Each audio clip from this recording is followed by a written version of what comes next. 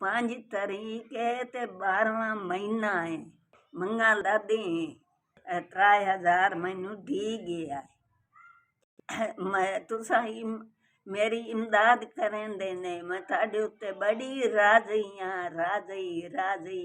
अल्लाह दुआवां बड़ियां करेनियां ते छा छपरिए काई ना बाहर हुण के मैं तुहाडे वास्ते बड़ियां दुआवां करेनी। ए पैसे दा बाहर समझी साजू छपरी काई बनाई सा ते कोई सिला थोड़े आप दा दवा करे सा ते रोजी बनाई सा। अल्लाह दी जात ढेर दिवने ते अल्लाह रंग लेने ते खैर रखने।